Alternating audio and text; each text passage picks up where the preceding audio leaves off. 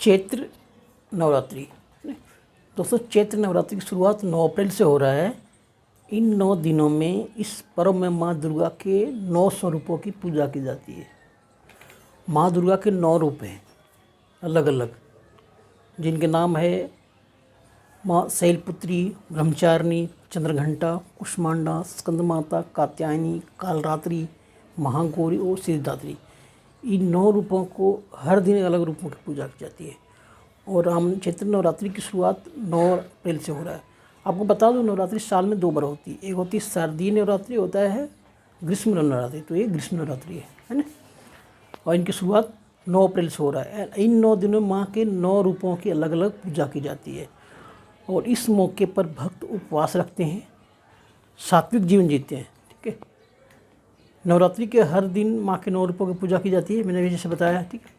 माता दुर्गा के अलग अलग स्वरूपों की पूजा की विधि विधान से भोग भी भिन्न भिन्न तरह के होते हैं। ठीक है। और उपवास का जो परंपरा है, साधक या श्रद्धालु बोलते हैं या भक्तगण दिन भर उपवास रखते हैं और रात्रि में आरती अर्चना के बाद फलाहार करते हैं। ऐसा धार्मिक मान्यता है कि माँ दुर्गा की पूजा करने से साधक की सभी मनोकामनाएं यथाशीघ्र पूर्ण होती है। साथ ही घर में सुख समृद्धि और खुशहाली आती है। अतः साधक श्रद्धाभाव से माँ दुर्गा की पूजा करते हैं। सबसे बड़ा है श्रद्धा जो आपके अंदर हो ना, तो आप कुछ भी कर सकते हैं। माँ का, भक्तों का माँ के ऊपर बहुत बड़ी श्रद्धा है, विश्वास है ना। इस नवरात्रि पूजा में प्रतिदिन माँ के सभी स्वरूपों को उनके प्रिय और अलग अलग भोग लगाना चाहिए। जैसे हर माँ अलग 9 रूपों माता है, सबका अलग अलग प्रिय भोजन जो है, प्रिय जो प्रसाद है वो लगाना चाहिए। इसमें नारियल, गाय का घी, गुड़, मालपुआ, खीर, हलवा, चना और पूड़ी का भोग अर्पित करना शुभ माना जाता है। ठीक है। शादी प्रसाद स्वरूप सभी को वितरण भी करना, प्रसाद वितरण करना बहुत ज़रूरी है। जब तक आप प्रसाद वितरण नहीं करेंगे, आपका पूजा का फल नहीं मिलेगा। क्योंकि माँ का प्रसाद ज़्यादा लोगों तक वितरित करना चाहिए। अपने घर परिवार के लोग वहाँ पे एकत्रित होना ही चाहिए। ठीक है। आइए नवरात्रि के 9 दिनों के अलग दिनों के बारे में जानते हैं। नवरात्रि का पहला दिन हो, पहला दिन माँ शैलपुत्री की पूजा की जाती है। ये दिन घट स्थापना होती है ना, कलश स्थापन किया जाता है, घट स्थापना भी बोलते हैं। और माँ दुर्गा के शैलपुत्री स्वरूप की पूजा की जाती है। माता शैलपुत्री हिमालय की पुत्री है ना। और जिन्होंने शंकर भगवान को पति रूप में पाने के लिए हजारों वर्ष तपस्या किया था। ठीक है। और इसलिए इन्हें सफ़ेद रंग प्रिय है।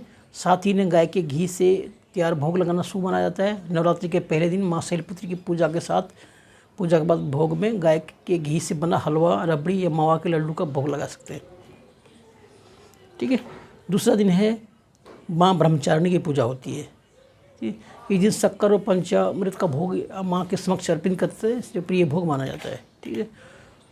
और तीसरा दिन है माँ चंद्रघंटा। तो माँ दुर्गा के चंद्रघंटा स्वरूप की नवरात्रि के तीसरे दिन पूजा की जाती है। माँ चंद्रघंटा को दूध से बनी मिठाइयाँ, खीर आदि का भोग लगाना उत्तम और शुभ माना गया है।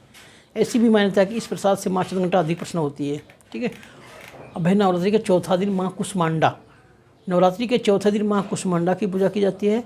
माता कुष्मांडा को मालपुआ का भोग लगा सकते हैं। मालपुआ का भोग माता को बहुत पसंद है और प्रसाद स्वरूप सबको की वितरण भी करना है। ठीक है। 5वां दिन माँ स्कंद माता की पूजा की जाती है। माँ स्कंद माता को केले का भोग लगाया जाता है। ऐसे मान्यता है कि माता को केले का भोग लगाने से सभी शारीरिक रोगों से मुक्ति मिलती है। ठीक है। 6ठा दिन है माँ कात्यायनी। नवरात्रि के 6ठे दिन माँ कात्यायनी की विधि विधान से पूजा की जाती है। माता कात्यायनी को भोग में लौकी, मीठे पान या शहद चढ़ाया जाता है। ठीक है। अब है 7वें दिन माँ कालरात्रि। कालरात्रि बहुत खतरनाक माँ होती है। दुश्मन उसके नाम से थर काँपते हैं ना। माता कालरात्रि की पूजा नवरात्रि के 7वें दिन की जाती है। माँ कालरात्रि शत्रुओं का नाश करने वाली होती है। इनका चेहरा भी बिल्कुल काला होता है, भयंकर। माँ कालरात्रि को गुड़ से निर्मित भोग लाना चाहिए। ठीक है। 8वें दिन है नवरात्रि के 8वें रूप है महागौरी। माता दुर्गा के महागौरी स्वरूप की नवरात्रि के 8वें दिन पूजा की जाती है। माता महागौरी को नारियल का भोग प्रसाद में अर्पित करें। माँ को नारियल का गोला चढ़ाएं या फिर नारियल से बनी मिठाइयाँ व लड्डू प्रेम के साथ अर्पित करें। ठीक है। और 9वां दिन माँ सिद्धिदात्री। चैत्र नवरात्रि के 9वें दिन माँ सिद्धिदात्री की उपासना की जाती है। नवमी को कन्या पूजन भी होता है।